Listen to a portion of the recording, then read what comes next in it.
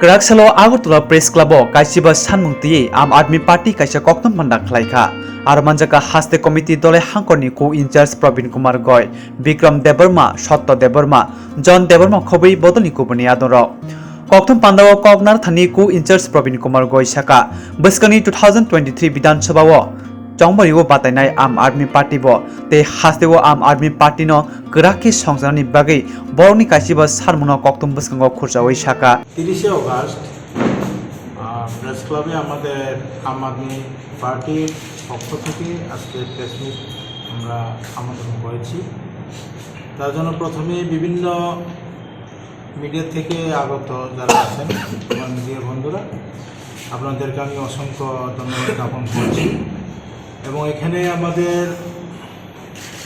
রাজ্য কমিটির আম আদমি পার্টি, এখানে আমার নাম হচ্ছে প্রবীর কুমার কলই, আমি দলাই ডিস্ট্রিক্টের কো-ইনচার্জ। এবং এখানে রঞ্জিত দত্ত আছেন, উনি ওয়েস্ট খোয়াই ডিস্ট্রিক্টের উনি কো-ইনচার্জ। এখানে উপস্থিত রয়েছেন বিক্রম দেববর্মা, সত্য দেববর্মা, সমীর ত্রিপুরা, কি ঝন দেববর্মা নাকি, এরপরে হইল কি মনতি দেববর্মণি, আম আদমি পার্টির রাজ্য কমিটির সদস্য। তো রাজ্য কমিটির কি মানে সম্পাদক কেউ নাই এখানে উনি অনুপস্থিত, উনি দিল্লি ওনার ছেলের অ্যাক্সিডেন্ট হওয়াতে উনি আজকে অনুপস্থিত, তার জন্য সম্পূর্ণ দায়িত্ব আমার হাতে উনি সঁপে দিয়েছিলেন। আমাদের স্টেট কনভেনর হচ্ছেন সুমন লস্কর, উনি বাইরে আছেন ওনার ছেলের ট্রিটমেন্ট, তার জন্য আজকে প্রেস মিটটা আমারই করতে হয়েছে। তার জন্য আমি আপনাদেরকে অসংখ্য ধন্যবাদ দিচ্ছি। তো আমাদের আম আদমি পার্টি যে এটা আপনারা পেয়েছেন নিশ্চয়ই, আমি প্রথমে বাংলাতে বলবো। এখানে বিজেপি যে আমাদের যে ডিমান্ডগুলা বা এখন আমাদের সারা ভারতবর্ষের মধ্যে কেজরিওয়ালের নেতৃত্বে আমরা পাঞ্জাব দখল করেছি, এখন গুজরাতে চেষ্টা চলছে, অরুণাচলে চেষ্টা চলছে, এবং আমাদের ত্রিপুরা রাজ্যেও আমরা এখন আবার আমাদের প্রায় 3 মাস গত হলো। তো আমাদের এখানে আমরা নতুন জয়েন করেছি, আমি 14ই মে আমি জয়েন করেছি এই প্রেস ক্লাবের মধ্যেই। তো ওইখানে অনেক আমাদের দায়িত্ববানরা আছেন।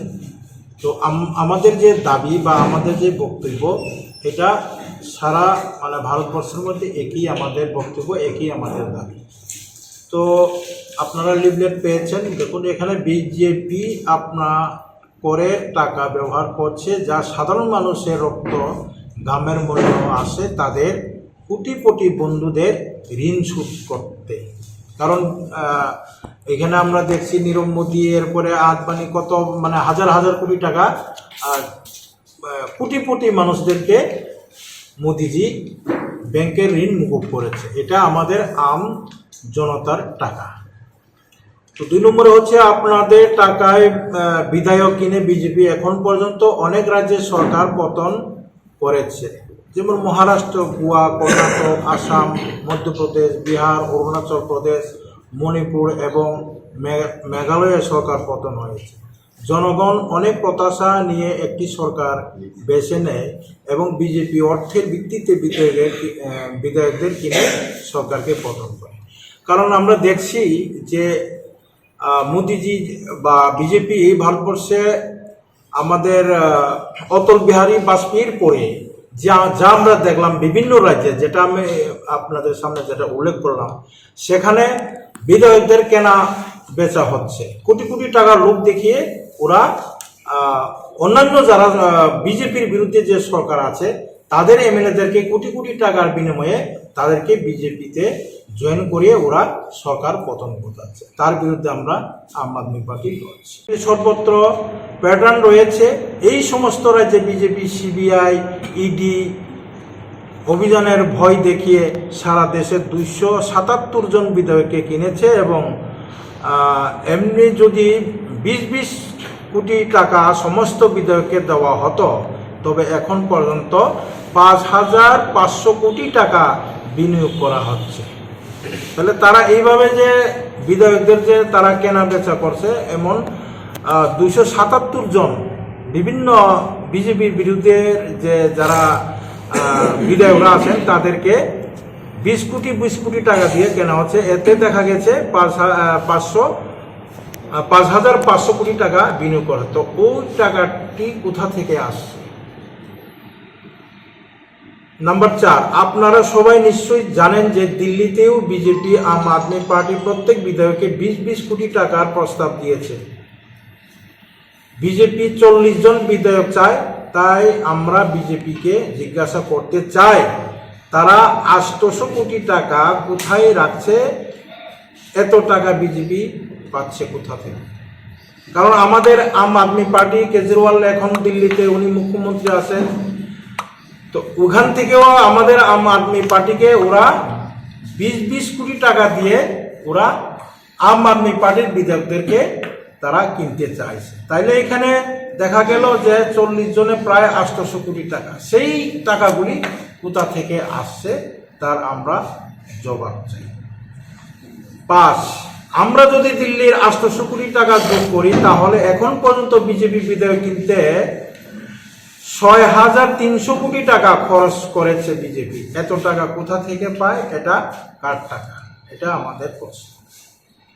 নাম্বার 6, আজ দেশে তারা মুদ্রাস্ফীতি এতটাই বাড়িয়ে দিয়েছে যে প্রতিটি মানুষ মুদ্রাস্ফীতি নিয়ে খুব চিন্তিত। 2014 সালে ডিজেলের দাম ছিল 54 টাকা, আজ বেড়ে ওইটা 90 টাকা হয়েছে। 2014 সালে পেট্রোলের দাম ছিল 60 টাকা, আজ তা বেড়ে 110 টাকা হয়েছে। সিএনজি আগে ছিল 35 টাকায় পাওয়া যেত, আজ তা হয়েছে 75 টাকা। রান্নাঘরের সিলিন্ডারের মতো প্রয়োজনীয় জিনিসপত্র আগে 410 টাকা পাওয়া যেত, আজ তা 1053 টাকায় পরিণত হয়েছে। বুঝতে 70 টাকায় পাওয়া যেত, আজ তা হয়েছে 170 টাকায়। একইভাবে প্রতিটি খাদ্য পানীয়ের দাম বেড়েছে এবং সব কিছুর দাম দ্বিগুণ বা তিনগুণ হয়েছে। এত মূল্য স্ফীতি উপর থেকে বেড়েছে জিএসটি। কোথায় যাচ্ছে এই টাকা? দেশটা কোথায় নিয়ে যাচ্ছে? নাম্বার 7, আপনার কষ্ট অর্জিত অর্থ দিয়ে হয় বিজেপি তার কোটিপতি বন্ধুদের ঋণ মুকুব করেছে বা বিধায়ক কিনতে ব্যবহার করেছে। এই সমস্ত টাকা আমরা জানি, নীরব মোদী, আদবানি, তাদেরকে কোটি টাকা, ওরা কোটিপতি টাকা, তারপরেও ওদেরকে 11,000 কোটি টাকা ঋণ মুকুব করে দিয়েছে। এটা কার টাকা? সেটা তো আম আদমির টাকা, সাধারণ মানুষের ট্যাক্সের টাকা, উপার্জনের টাকা। ওইটা আমরা প্রতিবাদ। এক্সপ্রেস সে উদ্বোধন করতে গিয়েছিলেন, ওই উদ্বোধনে 5ম দিনে সিবিআই তদন্ত হয়নি, উল্টো আরও কন্ট্রাক্ট তাকে দেওয়া হয়েছে। মোদিজি, আপনি যদি সিবিআই পেয়ে আপনার শক্তি দেখান, গুজরাট নির্বাচনের আগে ইডি তদন্ত করুন। কারণ এখানে যে বন্ডেলখন্ডে এক্সপ্রেস উদ্বোধন করতে গিয়ে ওইখানে একটা ঘোটালা হয়েছিল, সেই ঘোটালাকে সে সিবিআই ইডি না দিয়ে ওই যে কন্ট্রাক্ট পেয়েছিল তাকেই অন্য কাজও দেওয়া হয়েছে। তার কারণে এটা আমরা, যদি মোদিজি তো বলছে ওনার 56 ইঞ্চি সিনা, যদি ক্ষমতা থাকে গুজরাটে নির্বাচনের আগে এটাকে তদন্ত করে প্রমাণ করে দেখা, তখনই আমরা বলবো হ্যাঁ। বড় শিল্পপতিদের 10.72 লক্ষ কোটি টাকা মুকুব করা হয়েছে। এরা সেই কোটিপতি বন্ধু যাদের কাছ থেকে বিজেপি চেকে অনুদান পেয়েছে। এর চেয়ে বড় দুর্নীতি হবে কেন? আপনি যদি শিল্পপতিদের ঋণ মাফ করবেন এবং তার নিয়ম যে তারা আপনার পার্টি ফান্ডে দান করেন, মোদিজি আপনার যদি সাহস থাকে তাহলে গুজরাট নির্বাচনের আগে সিবিআই ইডি তদন্ত করে দেখান। এটা হচ্ছে আমাদের দাবি। কারণ আমরা দেখছি যে যারা বড় বড় শিল্পপতিদের তাদেরকে ঋণ মুকুব করে দেয় এবং তারা চেকের মাধ্যমে তাদেরকে নির্বাচনে গাওয়ার জন্য, এমএলএ কেনার জন্য, বেচা কেনার জন্য ওরা চেকের মাধ্যমে তাদের কাছে ফান্ডটা আছে, এর জন্যই ওরা এই কাজ করে। এটার বিরুদ্ধেই আজকে আম আদমি পার্টি থেকে তরফ থেকে আমাদের নেতাজি কেজরিওয়ালজির যে ওনার সাহস এবং ওনার ভালোবাসা, মানুষের পাশে দাঁড়িয়ে থাকা, এই সমস্ত কাজের প্রতি আমরা মুগ্ধ হয়ে আজকে সারা ভারতবর্ষের মধ্যে আম জনতার জন্য আমরা স্বচ্ছ প্রশাসন, দুর্নীতিমুক্ত, সাম্প্রদায়িকতার বিরুদ্ধে এই আম আদমি পার্টি এই ত্রিপুরাতেও আগামী দিনে আমরা লড়ব। এই হচ্ছে আজকে আমাদের যে প্রেস মিটের যে বক্তব্য। নির্বাচনে আমরা চেষ্টা করছি, কারণ এখানে ওরা বাইক বাহিনী বা মতার তরফ থেকে ওরা মারপিট অনেক ভয়ভীতিতে, তারপরেও আমরা যেহেতু 587টি বেলিশ আছে, আমরা চিন্তা করব না, তবু সেখানে 5000-এর উপরেও এখানে ওয়ার্ড থাকে বা মেম্বার সিটগুলো থাকে, ওইখানে যদি আমরা 100টার মতো দিতে পারি, আমরা মনে করব এটাই আমরা সাপোর্ট পেয়েছি। এটাই আমাদের দিল্লিতে আজতকে বা বিভিন্ন চ্যানেলে এটা প্রচারিত হবে, ত্রিপুরা রাজ্যেও আম আদমি পার্টিকে সমর্থন করছে। এটার জন্যই আমরা চেষ্টা করছি। এডিসিও আমরা কিছু জায়গায় আমরা ওয়ার্ড ভিত্তিক আমরা প্রতিদ্বন্দ্বিতা করব। সামনে তো দেশের নির্বাচন, দেশের ইলেকশনে তো আমরা প্রতিদ্বন্দ্বিতা করবই, কারণ আমরা তো চাইবো যে ত্রিপুরা যে আমাদের আম আদমি পার্টিকে মনে প্রাণে কে ভালোবাসে সেই আমাদেরকে ভোট দেবে। আর আমাদের বক্তব্য তো সেটাই, আমরা দুর্নীতি মুক্ত এবং সাম্প্রদায়িকের বিরুদ্ধে, স্বচ্ছ প্রশাসন, মানুষের ভালোবাসা, মানুষের পাশে দাঁড়ানো, এটাই হচ্ছে আম আদমি পার্টির কর্মসূচি। কারোর সঙ্গে কি কোনো জোট করার কোনো সিদ্ধান্ত? না, আমরা কারোর সঙ্গে জোট করার কোনো প্রশ্নই আসে না।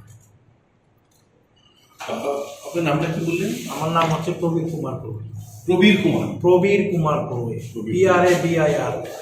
আর আপনি হচ্ছেন ধলাইয়ের সরকার পতন ঘটাতে হয় তাহলে বাটার মিল, দই, গম, চালের উপর GST আরোপ করা হয়েছে। এইভাবে তারা পেট্রোল এবং ডিজেলের উপর কর বাড়ায়, মুদ্রাস্ফীতি বাড়ায়, কোটিপতি বন্ধু এবং বিধায়কদের ঋণ সাফ করে দেয়। যে কোনো রাষ্ট্রের সরকার কিনবে, বাদ দেবে।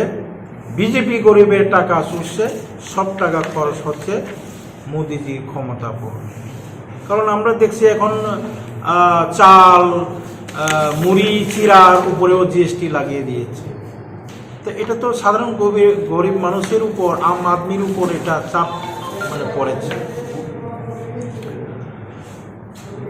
সম্প্রতি লালকেল্লা থেকে দেওয়া ভাষণে প্রধানমন্ত্রী দুর্নীতির বিরুদ্ধে লড়াইয়ে জনগণের কাছে সহযোগিতা চেয়েছিলেন।